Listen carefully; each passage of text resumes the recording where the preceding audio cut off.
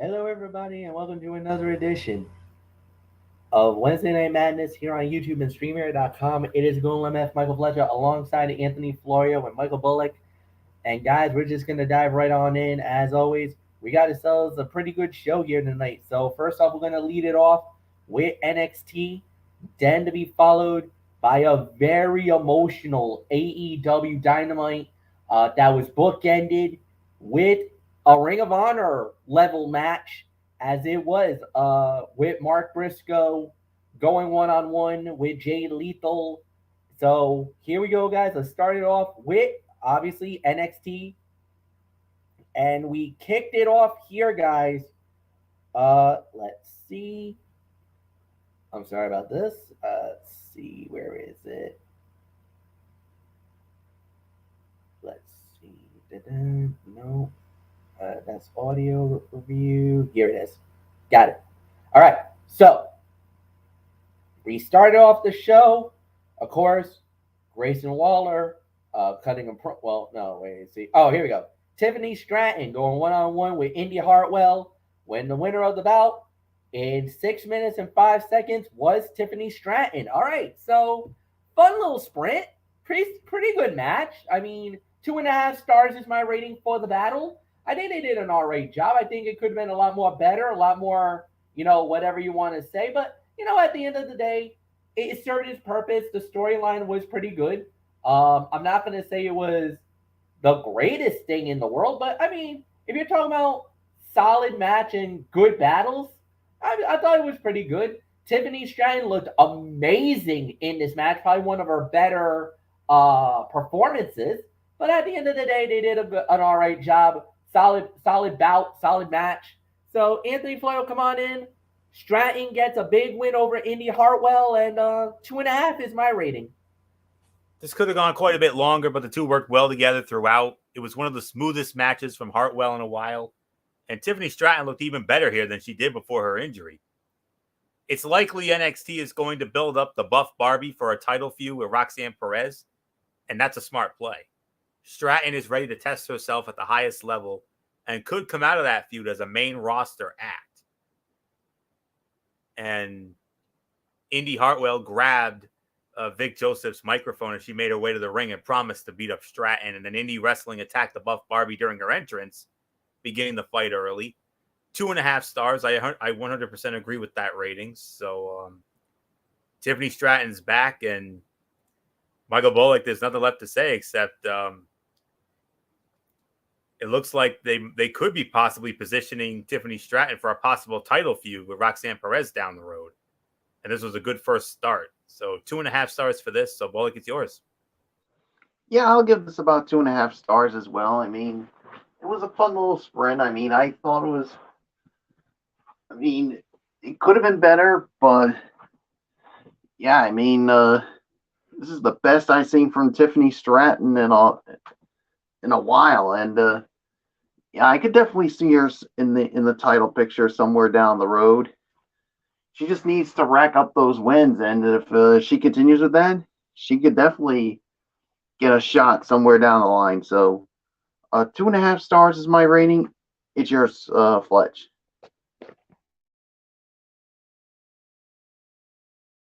Next up, we had was JD McDonough going one on one with Andre Chase. JD McDonough wins the match in 4 minutes and 35 seconds. Anthony, another fun little sprint match. This was a solid Chase match driven by his consistent high energy. He and JD McDonough didn't do too much out of their usual offense, but it wasn't necessary to do much more. The point here was the story. The necessary evil earned his name, pushing Chase U to address the issues within the stable. It looks like Duke Hudson and Andre Chase could be on a collision course.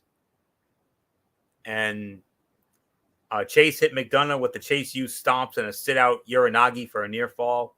Chase countered the devil inside with a knee to the face, but McDonough responded with a headbutt. Chase countered another into a Canadian destroyer. Great spot there.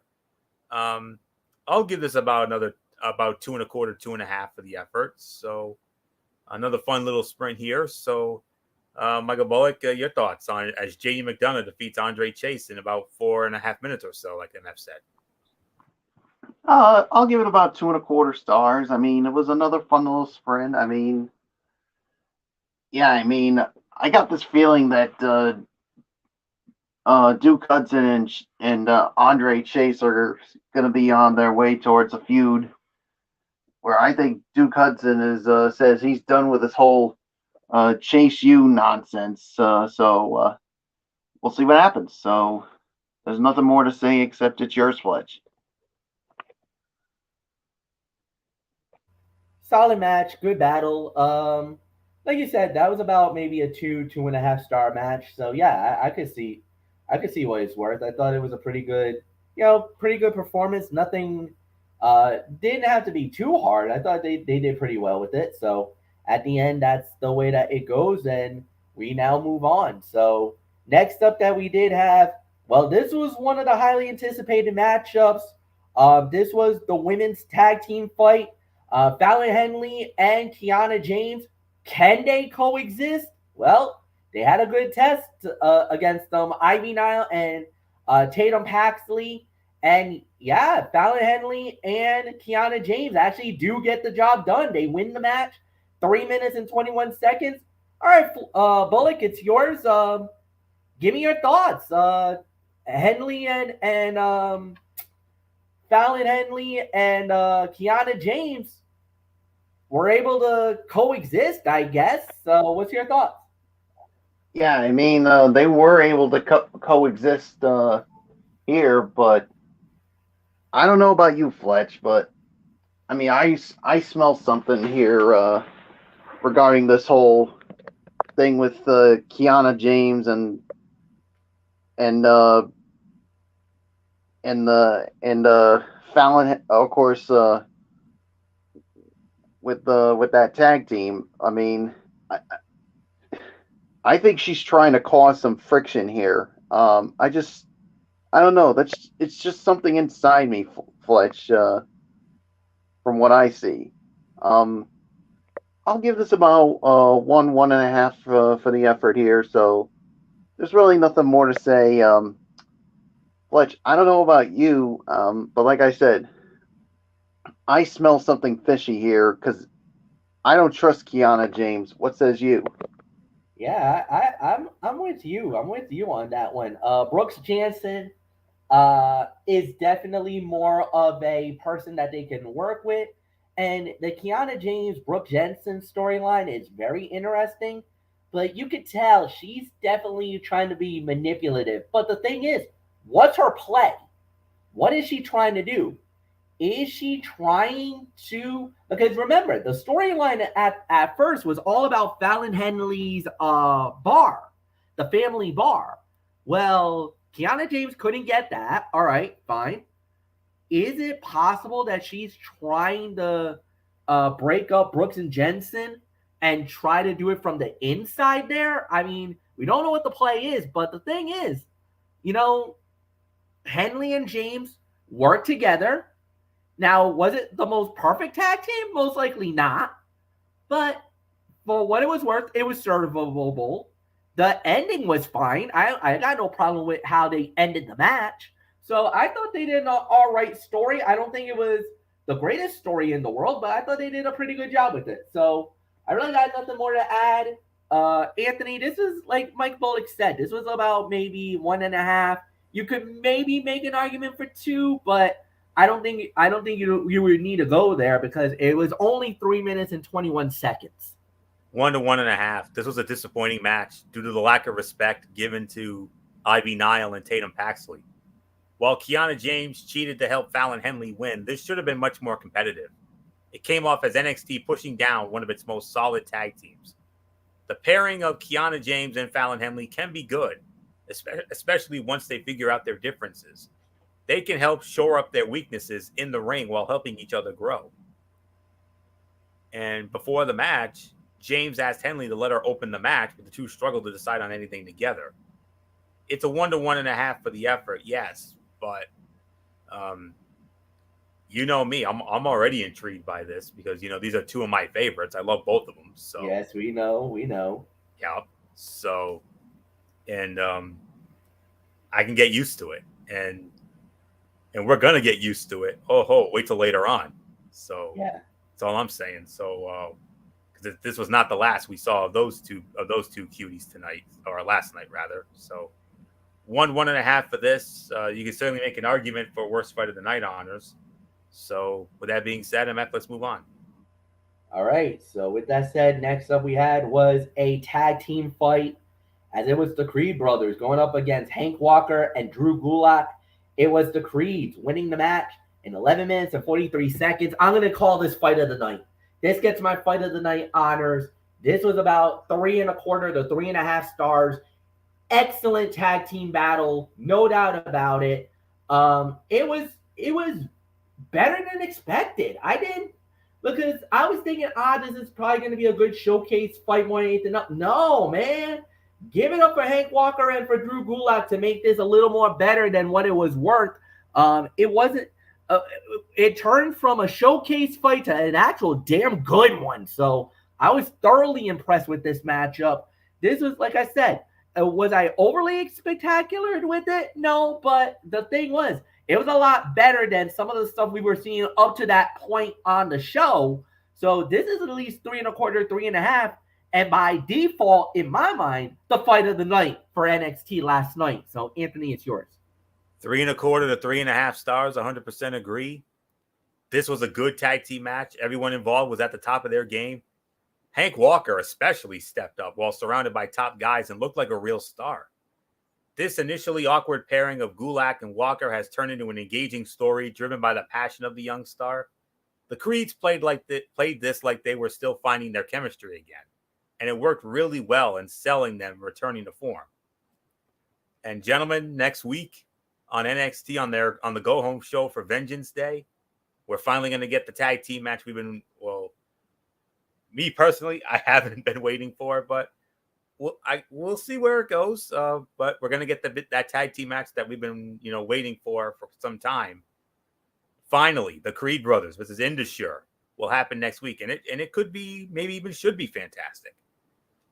And you noticed earlier in the day, Drew Gulak brought in some of his students to train with the Creed brothers, but Gulak and Julius nearly came to blows when they locked up.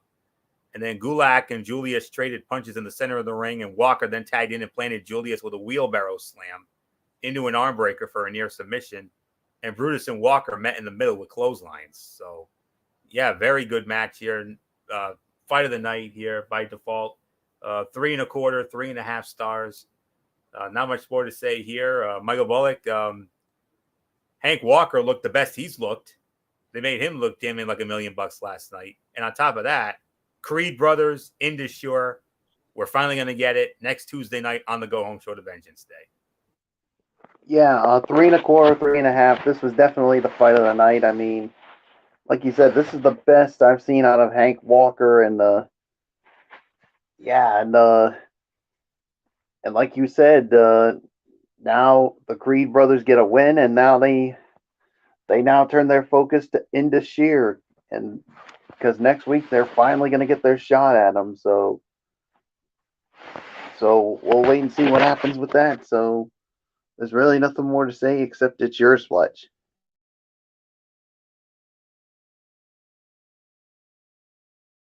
Yeah, so with that said, we're just going to move right on along here. Next up we had was Elektra Lopez versus Wendy Choo. It was Elektra Lopez, 3 minutes and 35 seconds. So we're just going to move on with this one. Even though this was one of Elektra's best performances in NXT, then after that, we got ourselves a little bit of some brouhaha stuff. And then it leads us to is this main event of the evening? Or, yeah, let me see. It's just a lot of promotional stuff. Okay, so this would be the main event of the matches. Final stuff for the matches. This is also another highly coveted match, as it was Katana Chance and Kaden Carter going up against Alba Fire for the NXT Women's Tag Team titles. Well, Alba Fire actually ended up getting a partner. Didn't want one, but got one, but ended up getting one regardless when Sol Roca basically said, "No, I'm going to tag with you." even though Alba Fire wanted it to go alone with it, Sal Roca got in, but the champions remain the champions. Katana Chance and Kaden Carter wins it 7 minutes and 58 seconds. Anthony, I believe this goes to you. Like I said, champions remain champions at 7:58. Second best fight of the night. I'm actually gonna give it 3 stars for the effort. It was a solid contest, though it was mostly the NXT Women's Tag Team Champions showing all they can do as a tag team. They have more offense than any other tag team in NXT. Alba Fire's story continues to evolve, and it looks like she may finally be accepting Isla Dawn as an ally.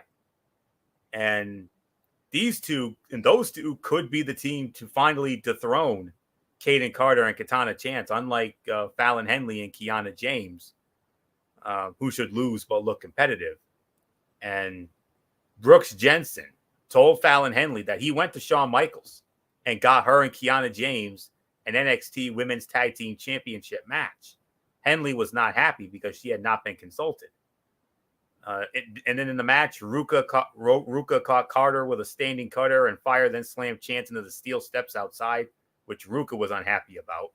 Carter used Chance as a weapon, planting her on top of Fire with an inverted electric chair drop for near fall. And then afterward, Fire walked away with Isla Dawn. And then Fallon Henley and Kiana James appeared on the stage to officially accept that women's tag team title match at Vengeance Day. So, gentlemen, at Vengeance Day, Katana Chance and Kaden Carter will defend the NXT Women's Tag Team Championships against Fallon Henley and Kiana James. So we'll see how that goes down next Saturday night in Charlotte. But for right now, second best fight of the night, solid 3 stars for the effort. So not much more to say here. Michael Bullock, champions stay the champions. But now they get to go against the strange bedfellows tag team of Fallon Henley and Kiana James at Vengeance Day. Yeah, 3 stars for me. I mean, because like you said at the beginning, Alba Fire didn't want a tag team partner. She wanted to face Katana Chance and Kaden Carter by herself.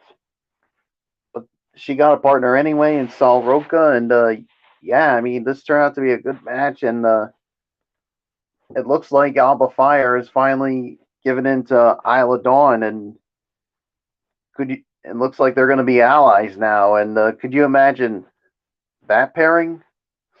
And like you said,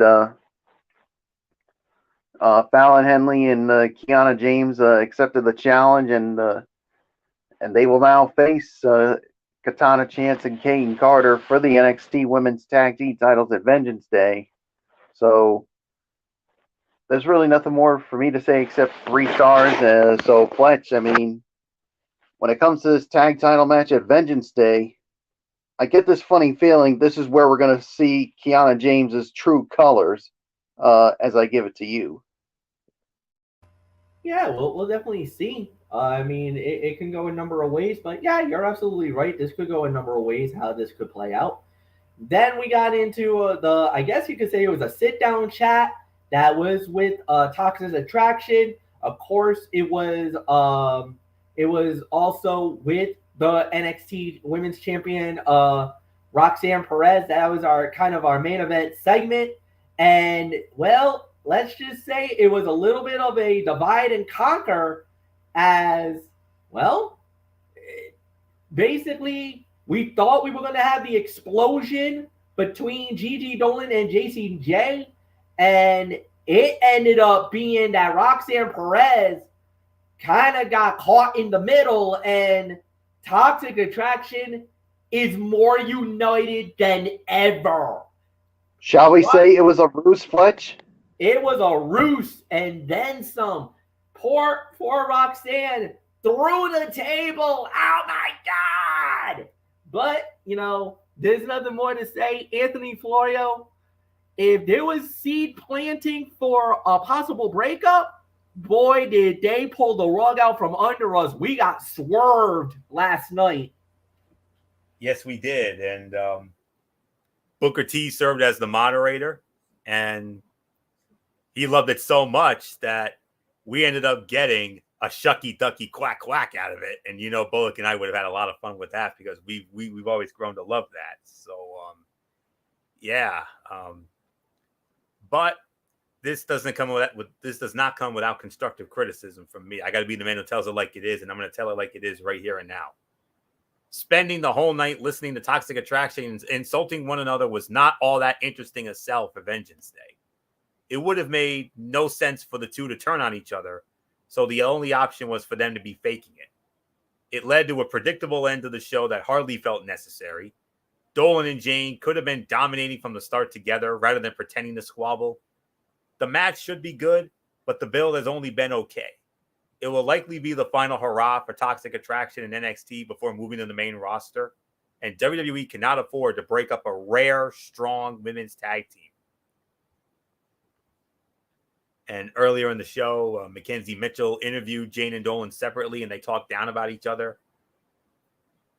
And that was really all there was of note. But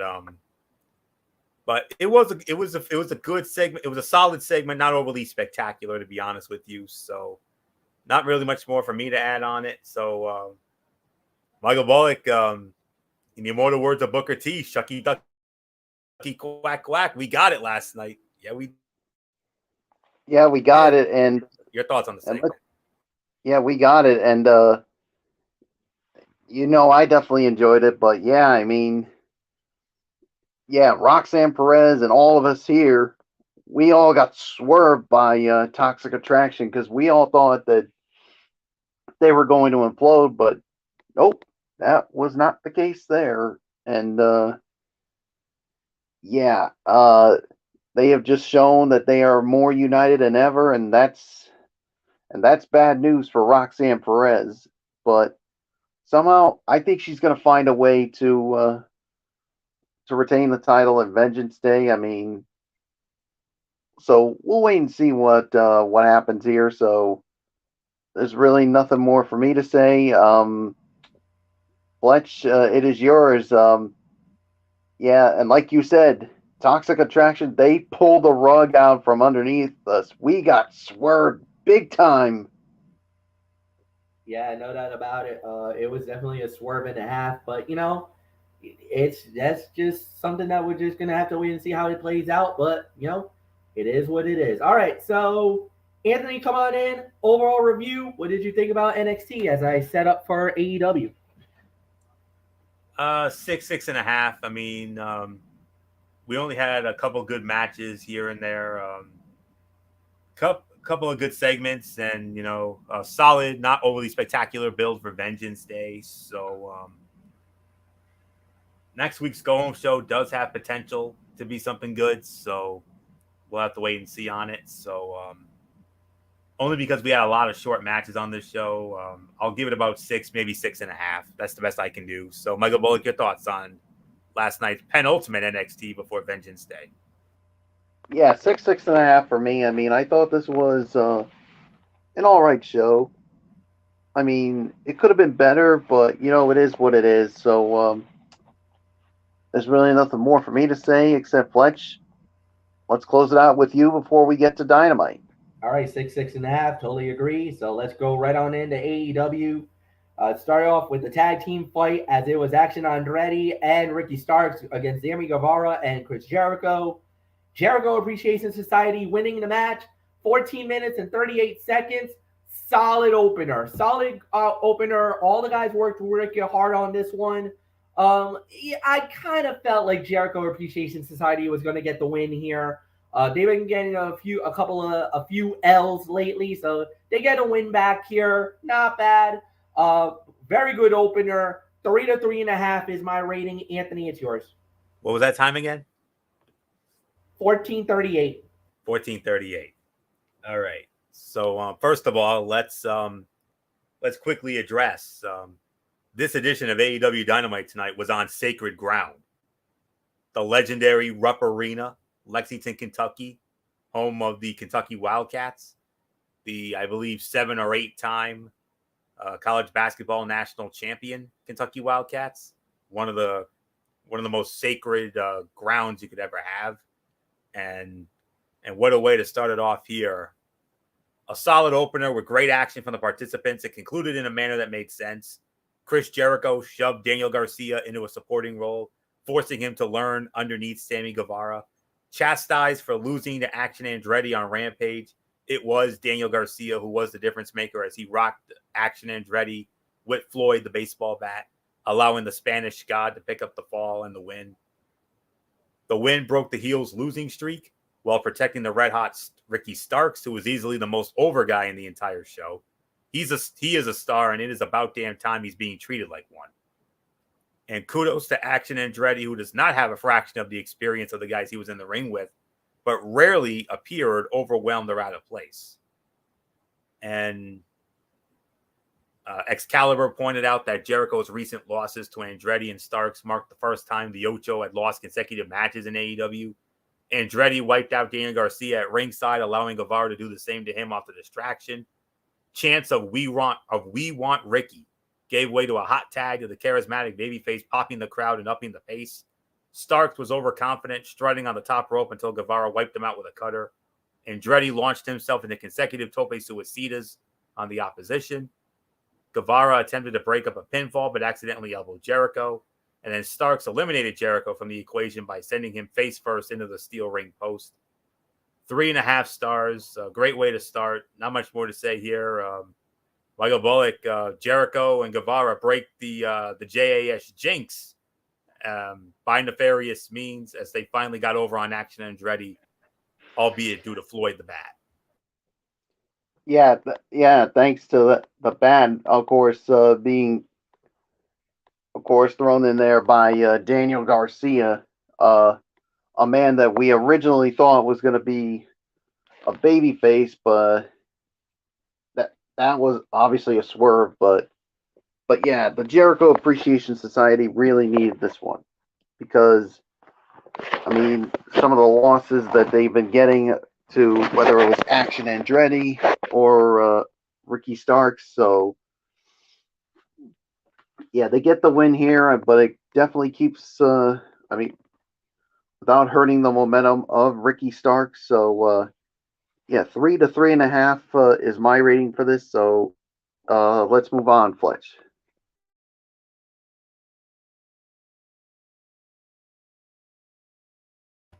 All right, and with that said, we do indeed move on. Next up, we had was Darby Allin versus Buddy Murphy. This one, Buddy Matthews. Sorry, Buddy Murphy was actually WWE, by the way. Buddy Matthews for the TNT title. This was an open challenge, and when it was all said and done, winner of the bout, 12 minutes and 48 seconds, and still the TNT champion is Darby Allin. Anthony, it is yours. Darby Allin has developed into one of the constants when it comes to consistently great in-ring output. Not everyone will like his style, but there is little denying the quality of his work. He has mastered the formula for an effective big versus little matchup, and it showed here. This was the first real opportunity we have had to see Buddy Matthews perform in a singles match setting, and he excelled. This was a throwback to the Cruiserweight Championship matches he had back in WWE when he would routinely steal shows with the likes of Cedric Alexander, Mustafa Ali, and others.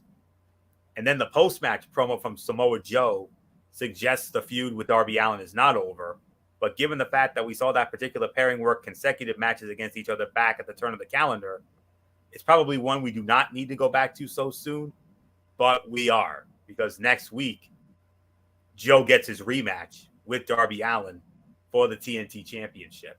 So we'll see what happens in Dayton, Ohio next week. Observation. Well, all right. Before the match, they had AEW aired a fantastic and beautiful video package paying tribute to the late Jay Briscoe. Tough emotional watch for sure. Lights went out mid-match, and when they came back on, Malachi Black and Brody King confronted Sting, only for Ortiz to make the save. A brawl broke out heading into the commercial just as Matthews delivered a Liger bomb to Allen for a near fall. Matthews broke out a buckle bomb and a stomp, an obvious wink and nod to Seth Rollins, who we know who we used to work with and was at one time a co-holder of the Raw Tag Team titles with. back in 2020. And Darby Allin broke out the Scorpion Death Drop from the ropes for a near fall. 3 1/4, 3.5 stars. Another good match here. So not much more for me to say here. Michael Bullock, Darby Allin, another successful TNT title defense. But next week, Joe gets his rematch. Oh, boy. What was your rating? I'm sorry. 3 1/4, 3.5. All right, that's what I figured. So, 3 1/4, 3.5. I do agree. I mean, this was a good match here. I mean, that definitely. I mean, I love the effort from both guys, and yeah, and after the match, Samoa Joe said he wants his title back, and now he's gonna get his rematch next week. So Joe and Darby Allin for the TNT title next week. So yeah, there's nothing more to say except it's yours, Fletch. Solid matchup, 3 1/4 stars. It could have been a lot better in certain areas, but it was still solid. It had its good ring psychology. It had a good story to talk about. But like everybody is saying, it will be Joe versus Darby one more time. The TNT title on the line next week. That should be a thrilling matchup to say the very least. And I know a lot of us is going to be pretty excited just to see that. All right. So with that said, we move on. Now we had Matt Hardy and Ethan Page going up against Jungle Boy and Hook. And when it was all said and done, it was Hook and Jungle Boy winning the match in 8 minutes and 59 seconds. So, Michael Bullock, I give it to you. What's your thoughts on this match? I'll give this about maybe 2.5, maybe 2 3/4. This was a good match, but the story, of course, with all this is Ethan Page and Matt Hardy trying to get on the same page, because if you saw at the beginning, I mean, as Matt Hardy was making his entrance with his theme, Ethan Page was like, no, no, no, no, no, we're not doing it with your music. We're doing it with mine. So they don't call him all ego for nothing, because he is full of that ego. So, but in the end, it didn't help them much, because Jungle Boy and Hook get the victory here. So yeah, there's really nothing more to say except Fletch. I mean, it seems like All Ego is trying to control everything when it comes to Matt Hardy. Yeah, well, technically, he owns the contract. He has every right to the contract and everything else. So that's the kind of the downside that he's got. So is it anything surprising? Not really. But at the end of the day, that's exactly what happened. And yeah, obviously, you want to um, go so much more than what it did. But at the end of the day, it is what it is. So solid, good, not great. Wish it could have been better, but I could say this is about maybe 2.5, 2 3/4. Um, Maybe an argument for 3, but I really doubt it. I could say maybe 2, 2.5. So nothing more to say. Florio, it's yours. Solid 3 for me. This was a fun match, and the team of Jungle Hook is a lot of fun. But one cannot help but think that it is a waste of both guys. Hook has an aura about him as the no-nonsense ass kicker, and shoving him into a tag team negates that. Jack Perry, conversely, just got out of a long-term tag team and really should be highlighted as a singles competitor. The Ethan Page, Matt Hardy stuff is fine and has been a nice addition to some of the secondary shows. If nothing else, it gets Ethan Page on TV and should culminate in a fairly significant one-on-one program eventually. And Matt Hardy teased his broken gimmick with his delete mannerisms. Yes. So we could be, who knows, could we be getting the broken one back? And if that happens, Michael Bullock and I are gonna have a lot of fun with that, because we all know it's gonna be wonderful and delightful. And don't forget Nature's Candy, of course. Green beans for everyone. Yes. So not much more to say on that. So 3 stars for the effort, all kidding aside. So not not much more to say. So MF, we move on now to the latest challenge for Bryan Danielson as he continues his journey to the AEW World Heavyweight Championship. Yeah, that was going up against the Machine Brian Cage. Bryan Danielson does indeed win the match in 12 minutes and 58 seconds, but oh boy, was this an interesting situation as it was literally MJF trying to take Danielson out. They put a chair right on the arm. They were going to try to break Daniel's arm, but let's just say somebody took a little umbrage with that kind of beat down there, and yeah, nothing happened there. So with that said, I want to give this to, I believe this goes to Anthony. So Anthony, give me your thoughts. Bryan Danielson winning the match in 12:58. About 3.5 for this. Not only did this give Bryan Danielson an injury to overcome, won the World Heavyweight Championship, it also set the stage for a Konosuke Takeshita MJF showdown, and that's pretty damn exciting. The Takeshita MJF issue began with the latter's insulting promo on the young Japanese competitor and continued here. Rather than allowing their previous interaction to be a throwaway, meaningless one, Tony Khan has positioned Takeshita as someone to watch as a potential MJF opponent. If there is a negative, it is that Wheeler Yuta is Bryan Danielson's teammate in the Blackpool Combat Club, as is Claudio Castagnoli, but neither came to the aid of their friend. What that means for that faction remains to be seen, but it is difficult to find fault with the inclusion of Takeshita here as an ally and potential protege of Bryan Danielson. And as for the match, it was a ton of fun and showed off the talents of the underutilized Brian Cage. And Excalibur revealed that based on his win-loss record, a victory for Brian Cage tonight, had Cage won the match tonight, it would have made him the number one contender. And Bryan Danielson caught Brian Cage earlier with the label lock, but the latter fought out and stood tall. Who better than Cage, he yelled. This tribute to the late Chris Kanyon. Danielson appeared to take a scary bump on his left shoulder, and Cage quickly exploited it throughout the commercial break. And the babyface delivered a big superplex to turn the tide in his favor. That was a 3.5-star match. And then there was a moment in the trainer's room with Doc Samson, and he was basically telling Bryan Danielson that he was about to tell him that he wasn't going to clear him, but Bryan Danielson said no. And he said, I wrestled with a bleep damn shoulder for 60 minutes, a separated shoulder.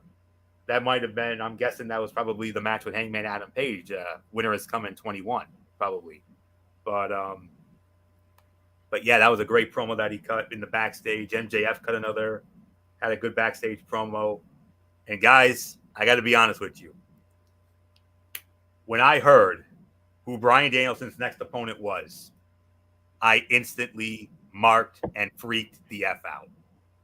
Because next week, MF, you've had some specials here and there. It's not often that we get a Tony special. But next week, we're getting a Tony special if there ever was one. Next week, Bryan Danielson, in his next match, is going to go one-on-one with a gentleman formerly of NXT, Timothy Thatcher. Oh, my God, I'm freaking. Yeah. I am freaking the F out right now. Are you kidding me? Bryan Danielson, best wrestler in the world, going up against a guy who I was beyond high on in NXT. By the way, go watch his Fight Pit match with Riddle from a couple years ago. And the great matches that he had with Ciampa and the whole 9 yards. Yes, that Timothy Thatcher. I was wondering what in the world ever happened to him. Well, I don't have to wonder anymore.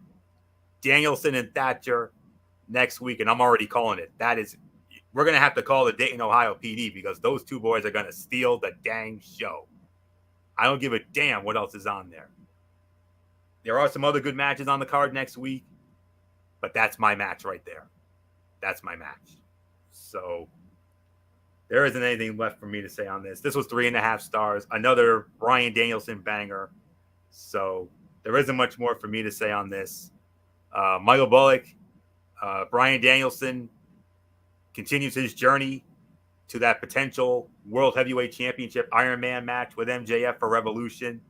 He got by the Machine tonight, and by golly, it does not get any easier next week. Him against Timothy Thatcher. Like I said, I'm freaking the F out right now. This is awesome. It's going to be great. Oh man, that's going to be something. I mean, Bryan Danielson and Timothy Thatcher next week. That's going to steal the damn show, and I'm already going to call it. It's going to be the fight of the night next week. I don't care what anyone says. I mean, when you got two guys like Bryan Danielson and Timothy Thatcher in there,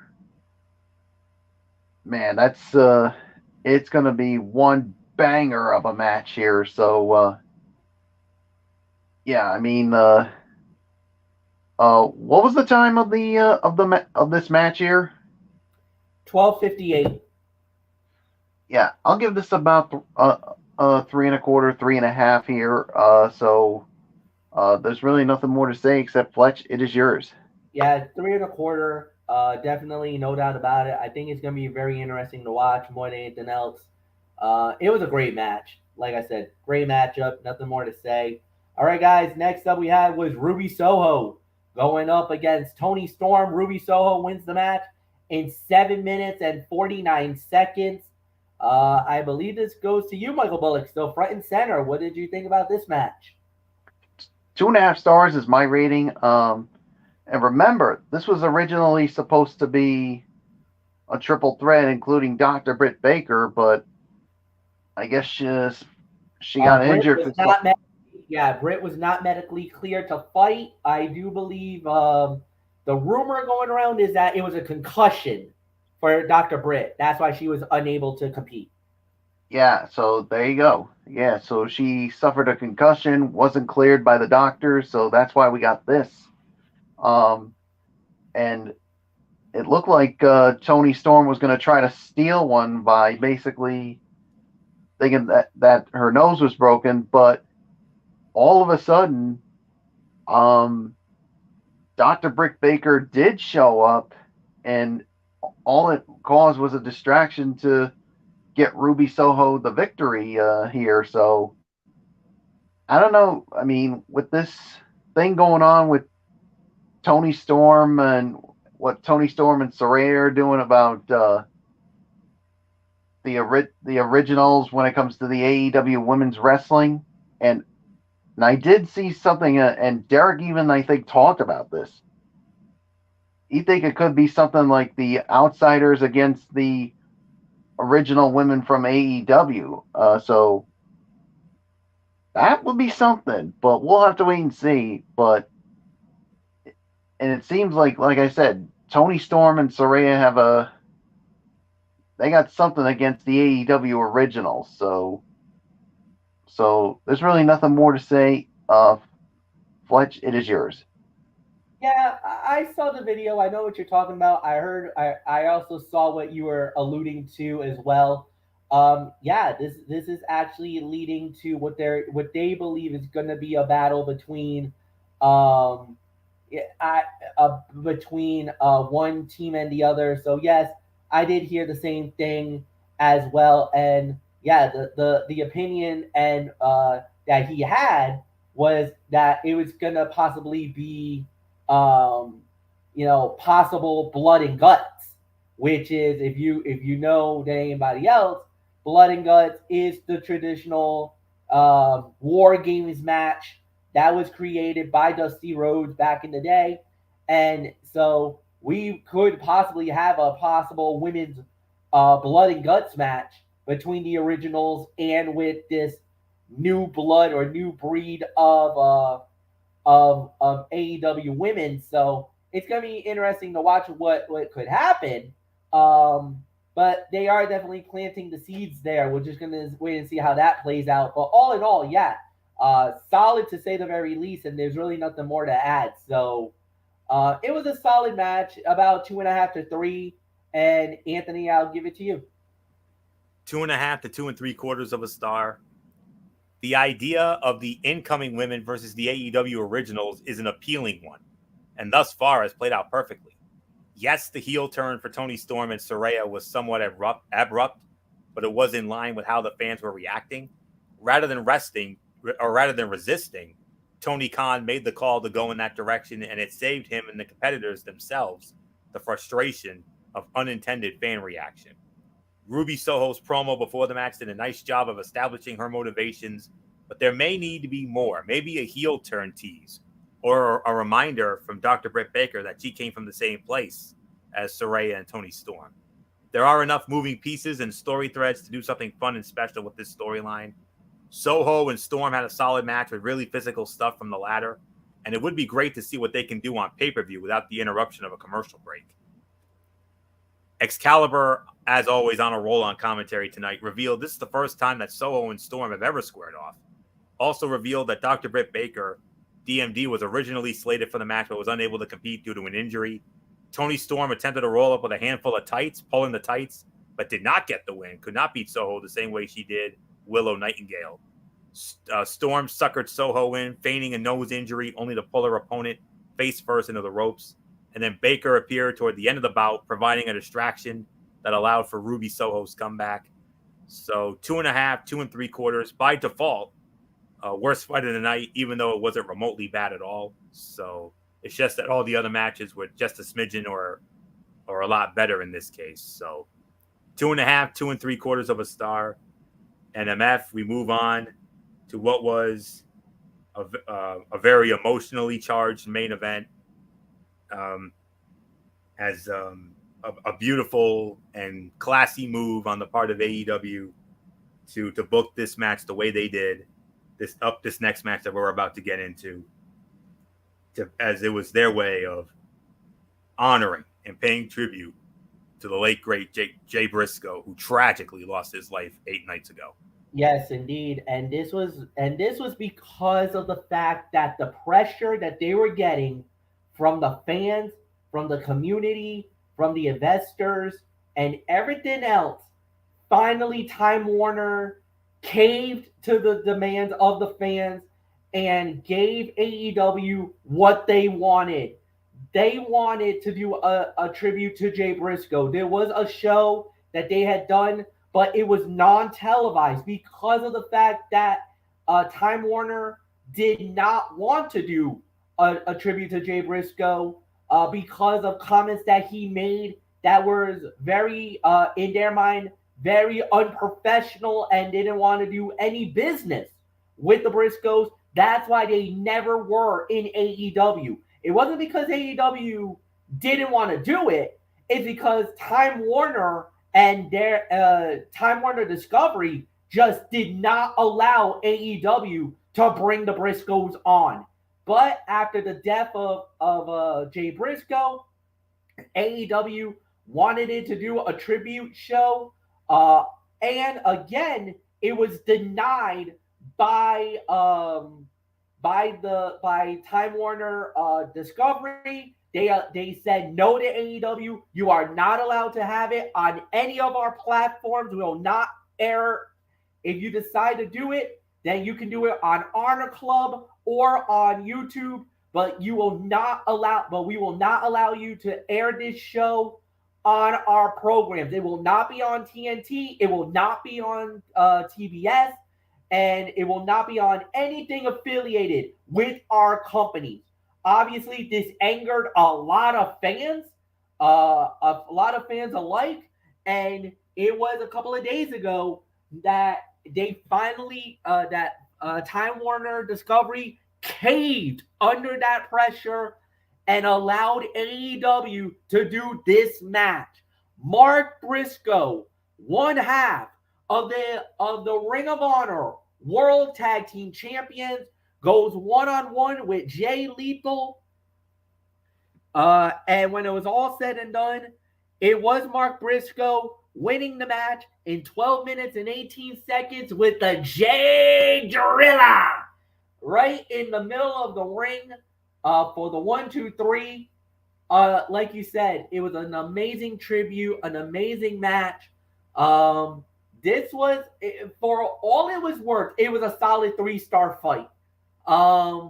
Obviously, the picture-in-picture kind of did take a little bit away from the match, but it was a great tribute match. This was exactly what it needed it to be. And then at the end, a tremendous scene with all of the AEW talent, with Jay Briscoe shirts, the Reach for the Skies, and yes, you can get it on Pro Wrestling Tees right now. And there was a great message by Mark after the match. He got up, say, hey guys, just a little prayer to the daughters to say to keep their heads up. And I actually got some good news, guys. The daughter that actually had paralysis, that actually had the issue that made Michael Bullock break down in tears about a week ago.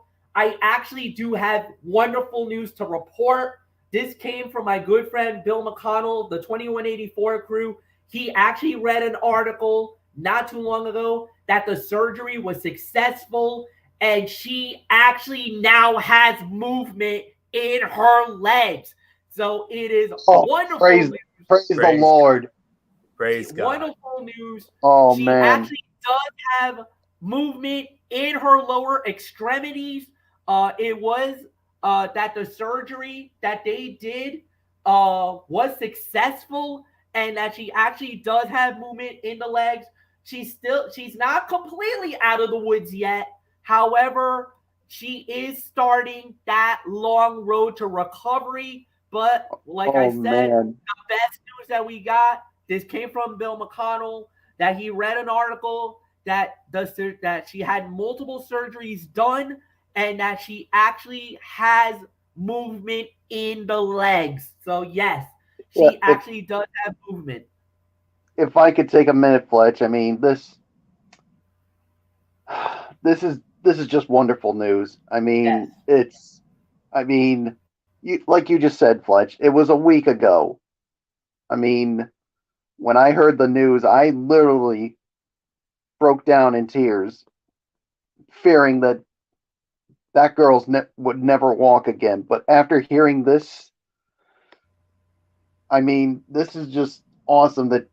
Yes, she's not out of the woods, but just to hear that she's got movement is just, it's just so awesome. It's just so awesome to hear. I mean, yes, I am tearing up again, but these are tears of joy. Absolutely, I mean, at least something good came out of this. I mean, because that family has been going through too much bad things, and for them to get some kind of good news, that family freaking deserves it. So obviously, we are still waiting more reports, more anything. We will keep you posted. If I hear anything more, I will report it. However, this was the latest news that we got. This was actually confirmed by multiple sources. Actually was first reported by the wife of Jay Briscoe. She was the one to report the wonderful news. Obviously, Bill McConnell has been on top of this news the whole way through. So that's why I want to give a special shout out to Bill McConnell, the 2184 crew. He's the one that gave me this bit of news because I didn't hear anything about it. And this was radio silence for about a week. So I was a little concerned, just like you guys were, because we didn't hear any news. We didn't hear anything about it. And then he dropped me this bit of great news. Like I said, this was about 2 days ago where I found out about this. This was on Monday when I found out about Jay Briscoe's daughter, that she's doing a lot better now, because we were talking about it, how she had multiple surgeries done, but now they're saying that she does have feeling in the legs. Like I said, it's still a long road to go. So we're definitely keep the prayers up. Definitely keep the thoughts in your minds and the good vibes. But right now, I am pleased to report here tonight that it looks like things are going on the up and up for her. As far as the family goes, I know there was a GoFundMe page, and actually the shirts, the Reach for the Sky shirts that is being done by the family. Well, this is by AEW and by Pro Wrestling Tees. which is a big community. You already know that. All the proceeds for that goes directly to the family. I want to let you emphasize that as well. Any people that buys that shirt, which I believe the price point is about $20, all the proceeds to that shirt goes directly to the family. Just wanted to reference that as well. I do know some wrestlers have even stepped up to say that they would donate money for the funeral costs for Jay Briscoe. I believe Chris Jericho had said that he would provide some cash. I know there's a lot of people from the Ring of Honor family, and I do know that Tony Khan has also said that he would step up and donate cash for the family to make sure that they are covered for the funeral costs and everything else. Once again, the wrestling community going above and beyond the call of duty to help out a fallen brother. I saw it once before with RWA when Jeremy Bell passed away, who was one of the referees for the company, and the way they stand up and just helped out in that time of need, it was absolutely phenomenal. That's why I got more love and more respect for RWA more than ever before. That's why I'm trying to get you knuckleheads to that RWA Renegade Rumble show on February 25th. More than anything else. 26. So that 26, I'm sorry, so that you guys can see what I've been seeing the whole time. Oh, by the way, Florio, after the show, I got a special I want to talk privately with you because I actually got something for you. But we'll talk about it after. Good. All right. So, with that said, 3 stars is my rating for the main event. Anthony, it is actually yours. All right. Professional wrestling is and always has been at its best when it is at its most real. There was nothing more real than the main event of tonight's Dynamite, a match in honor of the late, great Jay Briscoe, featuring his brother Mark squaring off with his friend Jay Lethal. MF, you obviously know the history of the Briscoes and Jay Lethal, I'm sure. So, but anyways, with emotions at a high, 2 of the cornerstones of Ring of Honor paid homage to one of the most influential and beloved wrestlers of his time. The action was great. The crowd was appreciative of it all, but enough cannot be said about Mark Briscoe and what he accomplished here tonight. 8 days after the devastating and untimely passing of his brother, a man who he shared both his personal and professional life with, he not only set foot in the squared circle, but delivered an inspirational showing against the guy in Jay Lethal, who was clearly emotion from the get-go. The mental toughness on the part of those men to fight through all of the heartbreak and sadness to do what they did on a major professional wrestling telecast is nothing short of awe-inspiring. The play-by-play of such a match is inconsequential, but Briscoe won in the most fitting way imaginable, his brother's famed J driver. Considering oneself with a rating feels vapid and shallow, but for the sake of the recap, it definitely deserves a rating here. I'll get to that in a minute. If you were not emotionally spent watching Briscoe and Lethal give their all in the name of a man they loved and whose legacies are intrinsically tied to his, you certainly were after the locker room. You certainly were after the locker room emptied out onto the stage in honor of Jay. Mark standing tall, the ROH World Tag Team Championship belts that he and his brother held on 13 occasions held overhead, was the most fitting conclusion to the night and one of those rare moments that will stand the test of time. This was a banner night for AEW.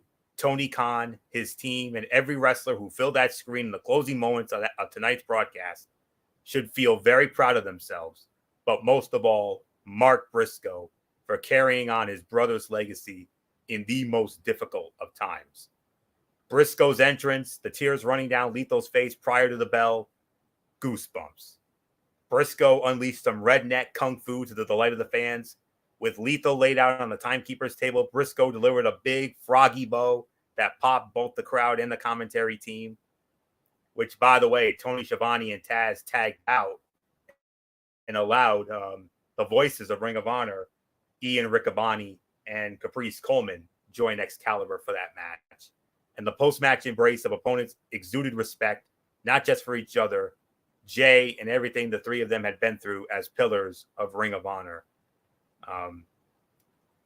The match was not a 5-star classic or anything of that.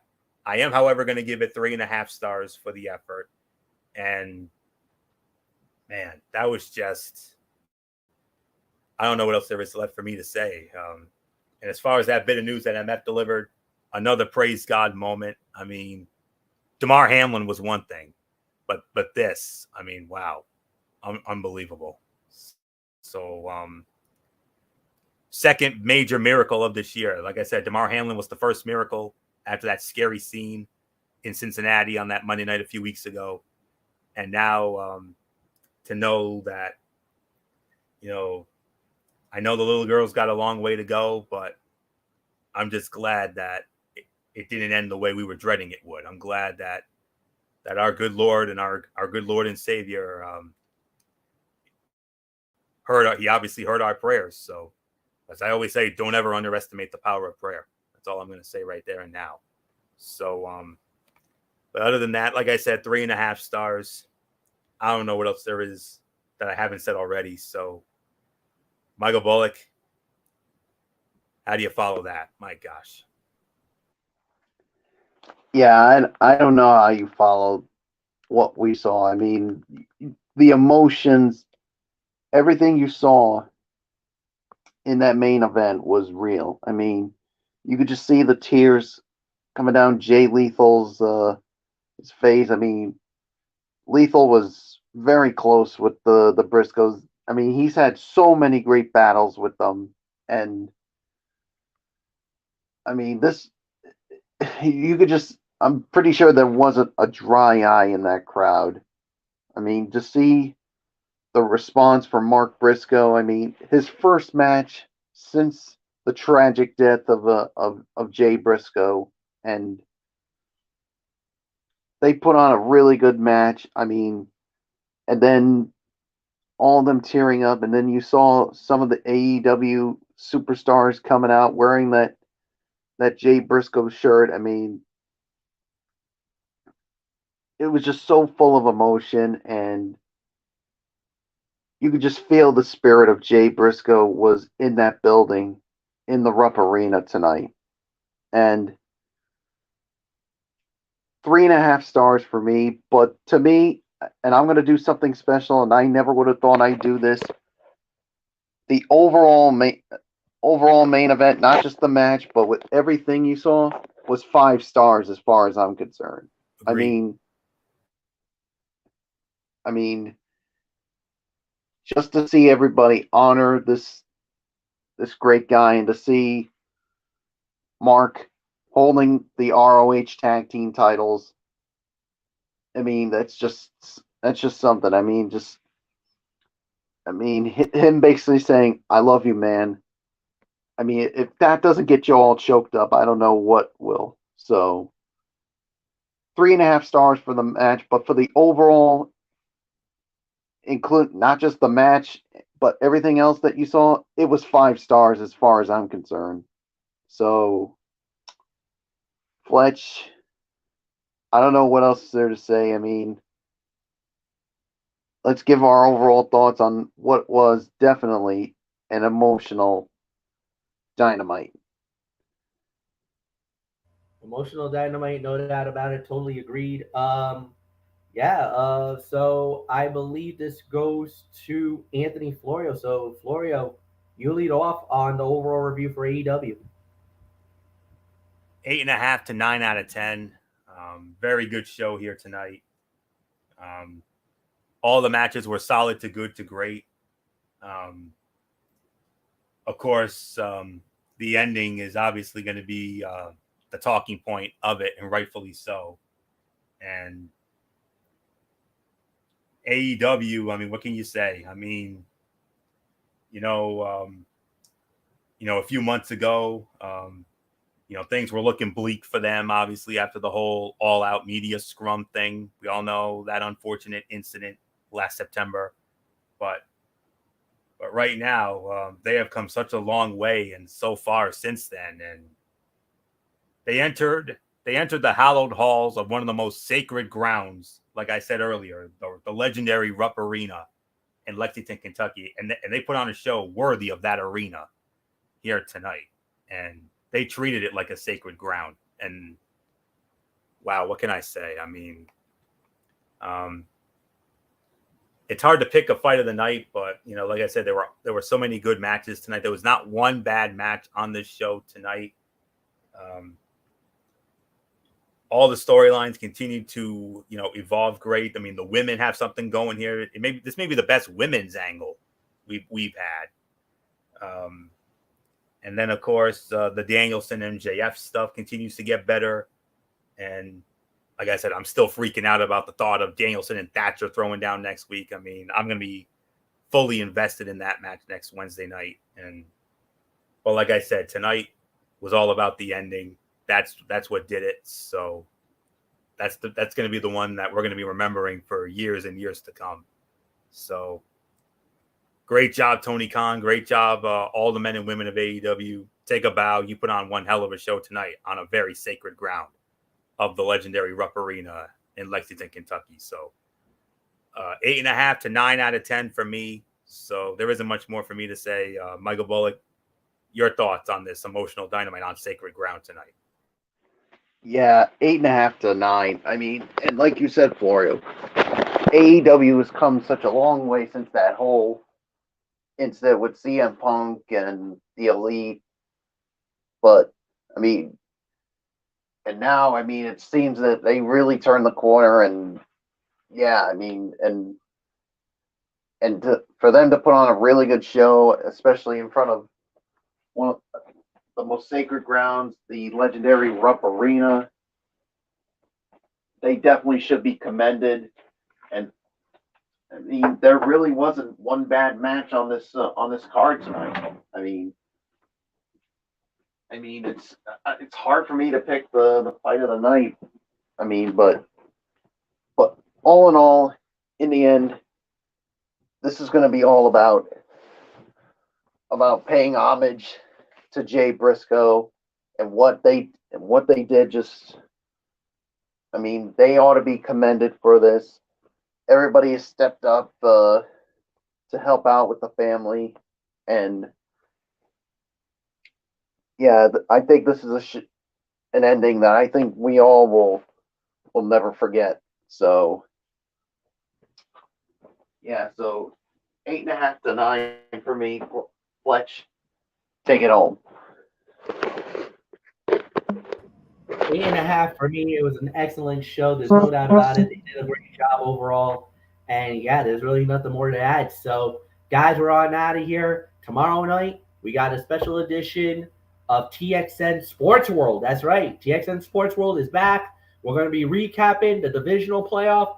We actually will have a preview, and we're going to preview the AFC and NFC championship game. And in the main event, guys, I'm calling it now. We have a new member of the Professional Baseball Hall of Fame. We will get into that, and we'll give you our thoughts on some of the other votes. One guy almost got in, missed out by 11 votes. I'm heartbroken for this guy, but I do believe he will get in next year, no doubt. And we'll give our thoughts about some guys who we do believe that could get into next year's Baseball Hall of Fame. That'll be in our main event spot. So, yeah, it's probably going to be a very short show. Really nothing more to add. So, with that said, for Anthony Floyo, for Michael Bullock, I'm Michael Fletcher. Have a good night, everybody, and we'll see you guys tomorrow night at 10:30 Eastern on the Tone 25. Goodbye.